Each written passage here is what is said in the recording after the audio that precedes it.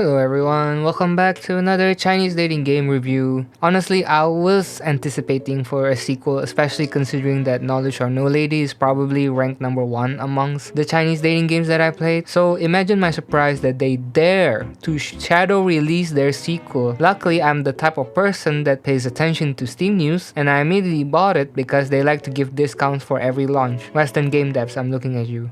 You really need to take notes. And yet again, I am dragged back to ancient Chinese material again. And you know what? I don't mind it if it means they can double down on the innuendos, since they are not restricted by age anymore in school. Luckily, I watched The Daily Life of the Immortal King, which is an anime from China, I don't know what you call it, that is genuinely funny, so I have an idea of what cultivation and creating tonics or creating pills are. Other than that, let's get to the review. Sadly, I'm gonna start with some complaints. I think that they needed a bit more polish in the oven because this game is buggy as heck. They really need to take notes from surveillance game developers, Epic Dream Games, I think. And because I don't know how they did it, but they keep on making clean games. Like in this game, there's a few times that I need to Alt F4 or force close the game so that I could actually progress, because I keep on getting stuck on the last chapter when I want to unlock the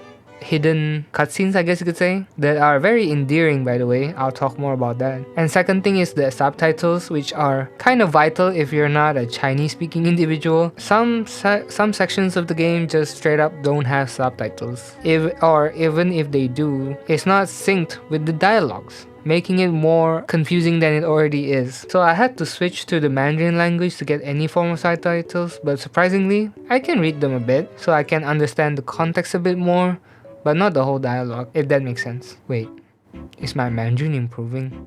Nah, I'm just delusional. But for complaints, I think that's it. Now I'm gonna talk about the mid aspects of the game, like some of the missed potential, I think. I'm specifically talking about the QTEs, which I think is, I don't know if it's underutilized or misutilized, because in this game, most of the QTEs are just for mundane things that kind of makes me question, like, what's the point? And even with the epic battles in this game, they look cool, by the way, but they are too far in between. And I feel like they committed one of the greatest sin in video games, which is losing in a cutscene even though you won in gameplay. But you know what? I can see past through that because, gameplay is not this type of game's strongest suit. And also, after that, it did lead to one of the highlight chapters of the game, so I can see past that. But also, I think it's a bit misleading, especially in the store page where they say like, oh, there are 7 girls in this game that you get to know to. I mean, they're not really wrong, but it's kind of misleading because there are only 6 endings, because one of the girls did not get an ending, I feel like. Yeah, if I'm not mistaken. The only flashed out ones are only 6. But I don't mind it because I would rather have a solid writing rather than I prefer quality over quantity. So I think they prioritize that instead of cluttering it with more and kind of water down the writing quality. Okay, finally, let's get to the good stuff. Guys, I think this is a rom-com. This is straight up a rom-com game. This is probably one of the funniest games I've played, even though sometimes I don't understand the context. But even from the acting and the context clues from the scene, it really just makes you smile. It gives you that warm fuzzy feeling inside as you interact with the characters. And if you think like me, thinking Knowledge or No Lady is just like that lightning in a bottle, like you think it's 1 in a million. And I feel like this game really proves that notion wrong, because I feel like they're comedy geniuses. I laugh a lot of times in this game, and because of just how ridiculous the situations are. And I like how they write the sexual tension in this game. Yeah, it's quite hilarious. And you get everything. You get a variety of character archetypes, from the teacher that is blatantly into you.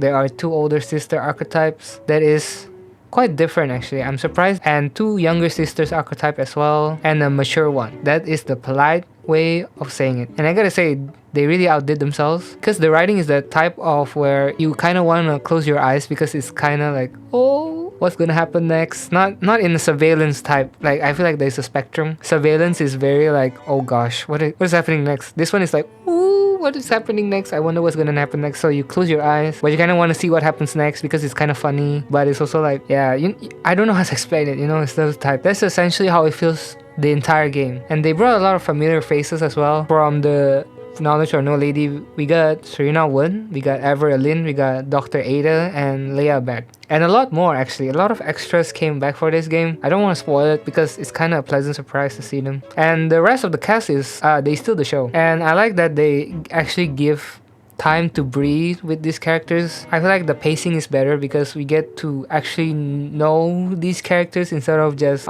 pacing and reaching the ending as fast as possible. Again, this is a different type. It's not like Surveillance where the branching narrative really leads to a different outcome. I mean, the relationship meter does, but not to that extent. And they focus more on the how instead of where it leads. You get what I mean? Like the small moments that matters the most. I feel like they really nailed that. So it doesn't really give you a lot of branching narrative, but the how you get that to that narrative really is so different, and all the paths are funny and hilarious. So yeah, so that's where the difference is. And I feel like another genius thing about this game is that the general writing, there is a running gag where they explain in the end. Because, in this genre, you think like, oh yeah, it's just another stupid thing with this genre. So you kind of look over it, but then when you reach the ending, there's a story behind the running gag. So you're just like, oh, okay. One thing that I forgot to mention from the previous game is that the sound effects and background music in this game really fits the tone. I don't know how I don't know if they keep finding the right music, or they just write it so that it fits the music, because I don't know how they do it. Yeah, the music really fits so well. The funny sound effects and the music in the background just adds a bit to the experience. Although I gotta admit, the writing is not all sunshine and rainbows, but it's not as heavy as Surveillance, definitely. And it kind of reveals a vulnerable moment of the character that add a bit more layer to these characters. Just haha, hee hee, there, here and there. And I'm not saying that every game needs a complex, intertwined background story, but just a nice thing to have. And some of the emotional moments actually hit. So, the fact that we get a mix of comedy and emotional moments together in the single game without feeling out of place really shows how good their writing is. My only nitpick is the overall general ending in the game, like after achieving all the endings, because Knowledge or No Lady has probably one of the best ultimate ending. The ultimate ending in this game is a bit underwhelming. Don't get me wrong, the individuals and combined endings, if you know what I mean, are perfect, no note. But overall, the ultimate ending is good, but not satisfying. A man has to have a bit of imagination, okay? Okay, I have a small rant. I feel like I kind of wanted to talk about the actress. Her name is Chen Man. She's the doctor. Look, this is like her 4th game. Look, I'm glad that she's getting that back, and I'm not saying that she's terrible or she should not be cast again, but it is a bit getting repetitive. Look, I know she looks beautiful and all, but her acting leaves much to be desired. She's giving me Ryan Reynolds and The Rock vibe, because she plays the same character in every game, just with different dialogue. It's just a bit unfair because the rest of the cast really stretch their acting. I feel like I can really see they're trying. Meanwhile, she's just kind of playing the same character, the same archetype every time. I mean, it's not her fault, but I'm just saying that she has no range. It's just a small tangent. So overall, I think this game did not surpass Knowledge or No Lady. It's just slightly below or on par with the game. Maybe because I had a bit too high expectation, or maybe I'm just biased for your first. I'm not saying this is bad game by any means, but I don't know what they did with Knowledge or No Lady, but how they perfectly blend everything. And since this is a sequel, so you gotta have higher expectations, right? Naturally. But it is more of the same good thing. So it's like God of War 2018, God of War Ragnarok. It kind of feels like that. Look, I'm not saying this is a bad game at all, okay?